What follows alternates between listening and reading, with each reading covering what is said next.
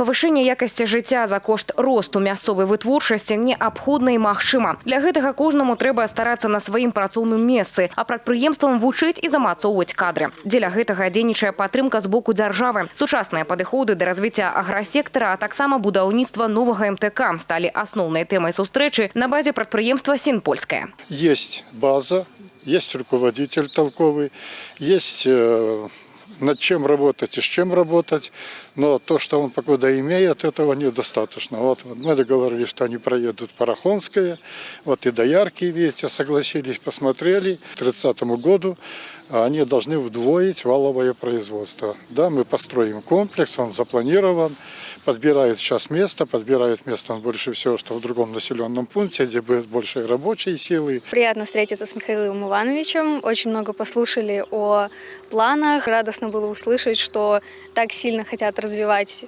сельское хозяйство. Это очень отрадно в целом. Задавала вопрос о увлечениях, в целом о досуге. Рассказал, в общем, о том, что он любит рыбалку. Очень приятно, что руководство такого уровня посещает наш район и видит в нем перспективы. Прырастаць рэгіёны могуць не толькі ў эканоміцы. У якасці прыкладу Буйновіцкая урачэбная лабараторыя. Фельчарска-акушэрскія пункты, замацаваныя за ёю, полностью укомплектованы кадрамі. Працуюць і маладыя специалисты. На первом этаже у нас располагаются кабинеты приема помощника врача, кабинеты приема врача общей практики, то есть где я веду прием, и также расположен физкабинет. На втором этаже у нас по большей части место занято койками дневного стационара, 10 коек. Там работает у нас медсестра. Одна з доходных частак рэгіёну – турызм. Яго развіццю садзейнічае спалучэнне унікальнай прыроднай прыгажосці Палесся з мемарыяльнымі аб'ектамі. У рамках паездкі сенатар наведаў памятную зону «Рубеж». Аб'ект ствараўся ў мэтах захавання гістарычнай памяці і патрыятычнага выхавання мясцовымі арганізацыямі. 12 марта 1944 года здесь происходили последние бои за освобождение Лельчинского района.